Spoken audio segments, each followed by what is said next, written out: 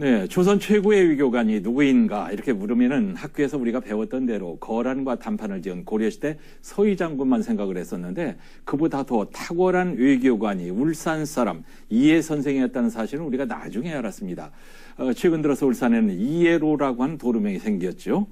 자, 한마디로 말하면은 세종 임금이 대신들과 국사를 논하다가 일본과의 외교 문제가 나오면 이 문제는 이해가 일본에서 돌아오면 논하도록 하라 할 정도로 아주 그렇게 인정을 받았다고 하니까 어떤 인물인지 짐작이 갑니다. 이번 주말에 충수공 이해 선생 기념사업 보고대회가 있다고 해서 이 행사를 열심히 준비하고 있는 고려대학교 이명훈 교수님과 얘기해 보겠습니다. 교수님 어서 오세요. 네, 반갑습니다. 네. 자, 우리가 이제 잘 모르고 있다가 기념사업회가 적극적으로 충수공의 공적을 알리는 바람에 이해로도 생기고 했는데 사학계에서는 우리나라 최고의 외교관으로 다 알고 있었고 책도 많이 나왔더라고요. 네, 고려시대의 서희 선생을 잠깐 지금 언급하셨는데 예. 사실은 고려시대 서희 선생과 또 조선시대 이해 선생의 두 분의 동상이 우리 외교부 안에 예. 그 국립외교원에 두 동상이 세워져 있을 정도로 예. 두 분이 참 탁월한 외교관이라고 할 수 있겠습니다. 예. 그리고 이해 선생에 대해서 학교에서 연구가 많이 진행되어 왔는데 예. 한국과 일본 양국에서 이해 선생과 관련한 단행본 연구소가 7권이고 예. 또 학술 논문이 35편 정도 나와 있을 정도입니다. 교수님 쓰신 두 권은 제가 읽었고요. 네. 이번 주말에 갖는 사업보고회는 어떤 내용으로 진행이 되나요? 예, 바로 내일 토요일 오후 2시 울주군청에서 개최되는데요. 예. 2005년 이래 우리가 진행해왔던 기념사업의 현황을 보고하고 예. 또 앞으로의 기념사업을 전망하는 것이 그 내용입니다.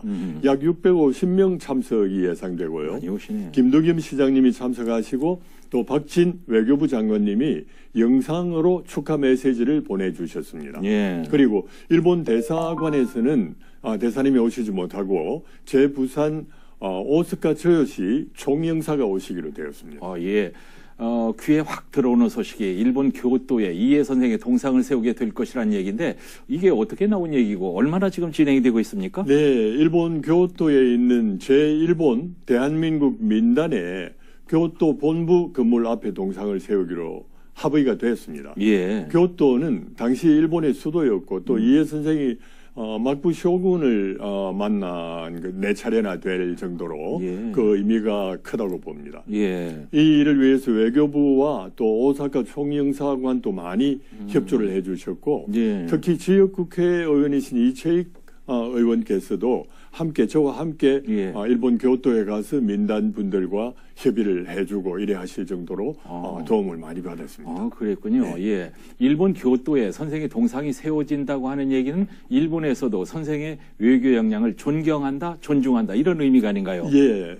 이해 선생에 대한 일본 시민사회의 관심은 오히려 우리나라보다도 더 좀 많지 않을까 하고 생각됩니다. 예. 2005년도에는 이해 선생 공적비가 대마도에 세워졌고 또 2010년도에 그 이해 선생의 기념비를 교토의 도시샤 대학 군에 세우려고 하다가 예. 당시에 한일 관계가 갑자기 악화되면서 결국 성사되지는 못했거든요. 아쉬웠네. 그리고 이해 선생의 평전 소설이 동경에서 출판되었고 예. 영화가 또 제작되어가지고 그 북쪽에 홋카이도로부터 예. 제일 남쪽에 오키나와까지 개봉관에서 개봉되기도 했습니다. 예. 그리고 또 나카다 미노루라고 하는 학자가 있는데 이분은 이해 선생을 연구해서 요코하마 국립대학에서 박사학위를 취득하기도 했습니다. 예. 우리 이명훈 교수님은 이해 사명, 조선 최고의 외교관 이해라는 책도 내셨고 20년 가까이 이해 선생을 연구하고 기념사업에 열정을 쏟으셨는데 선생의 여러 활동 중에서 어떤 점이 특별하게 마음에 와 닿던가요? 예, 이해 선생의 외교 활동을 관통하는 키워드가 무엇일까 하고 한번 생각을 해보았는데 예. 반전과 성화라는 말이 떠오릅니다.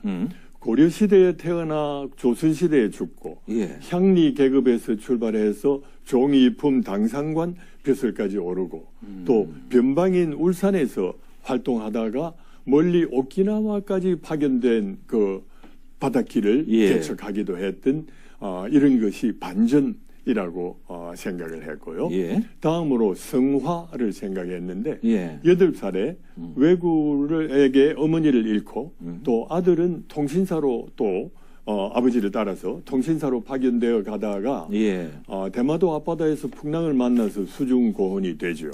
그런데 이런 그 한을 이해 선생은 가슴에 품어두지 않고 오히려 일본에 잡혀간 조선인들을 고향으로 데리고 오는 것으로 그 한을 풀었다고 하는 점에서 그 성화라고 하는 단어가 떠올랐습니다. 예.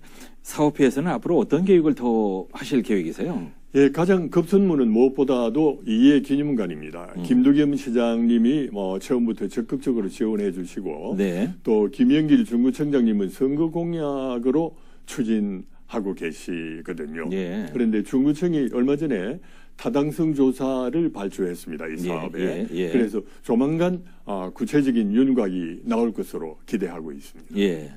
자, 이해 선생과 관련해서 우리 시장님께서도 이제 여러 가지 도움을 주신다고 했는데 더 부탁하실 말씀은 없으세요? 예, 사실은 워낙 많이 도와주셨기 때문에 부탁 말씀보다도 오히려 더 감사 말씀이 더 많습니다만, 꼭 말씀드리자고 하면 역시 그 이해 기념관이 차질 없이 좀 잘 되도록 좀 돌봐달라고 하는 그 부탁 말씀이고, 또 하나는 좀 전에 말씀드린 그 이해함이라고 한다든지 하는 이런 쪽으로 좀 이래 울산시 차원에서 도와주시면 좋겠다 하는 생각을 가지고 있습니다. 알겠습니다.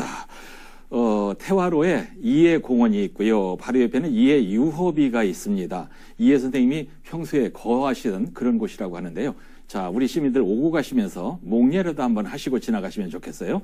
이해 선생을 연구하고 계시는 고려대학교 이명훈 교수님과 함께했습니다. 교수님 감사합니다. 대회가 오늘 울주군청에서 열렸습니다. 이 행사는 충숙공을 주제로 한 학술 논문 35편과 단행본 7권 출판 등 그동안의 기념사업 성과를 돌아보며 미래 사업을 조망하기 위해서 마련됐습니다. 이해 선생은 조선시대 외교관으로 일본에 납치된 667명의 조선인을 귀환시킨 업적을 갖고 있습니다. 안녕하십니까. 외교부 장관 박진입니다. 조선시대 우리 외교를 빛낸 외교관 충숙공 이해 선생 기념사업 보고대회 개최를 진심으로 축하드립니다. 뜻깊은 자리를 마련해 주신 사단법인 충숙공 이해 선생 기념사업회의 양명학 회장님, 또 기념사업회 고문으로 이해 동상 건립을 위해서 앞장서서 뛰고 계신 전 국회 행정안전위원장, 그리고 이해 선생의 후예이신 이채익 의원님, 울산의 발전을 위해서 불철주야 노력하시는 김두겸 울산광역시장님을 비롯한 모든 관계자 여러분께 감사의 말씀을 드립니다. 그리고 오늘 특별한 자리에 참석해 주신 오스카 쯔요시 주 부산 일본 총영사님께도 환영의 말씀을 드립니다. 조선 왕조 실록에 의하면 이해 선생은 무려 40여 회 걸쳐서 일본에 파견되었고 조선 초 한일 관계의 근간이 되었던 개해 약조 체결에 공헌하셨습니다. 그리고 풍랑과 해적의 약탈이라는 고초를 겪으면서도 투철한 사명감으로 현해탄을 건너 667명의 조선인 귀환을 성사시켰습니다.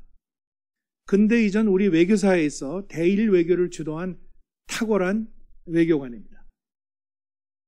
또한 스시마, 오키나와 같은 험지에서 국익 증진과 국민 보호를 위해 살신성인의 정신으로 애국 헌신하신 인물이십니다.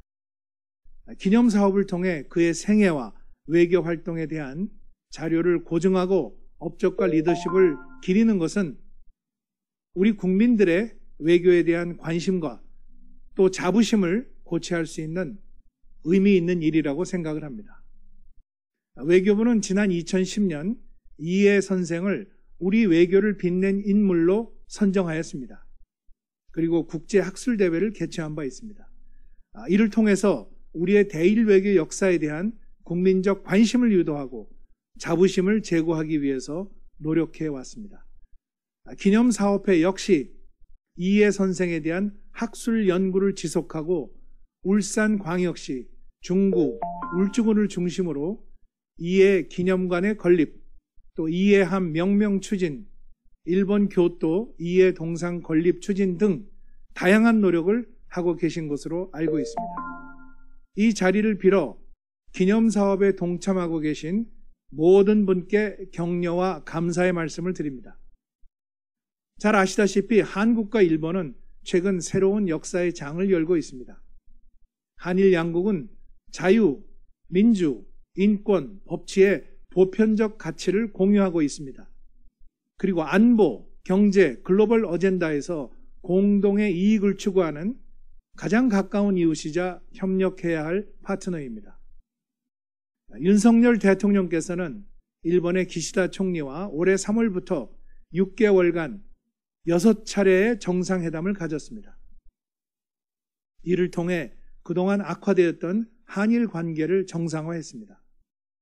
양국은 과거와는 비교할 수 없을 정도로 긴밀하게 소통하고 있습니다.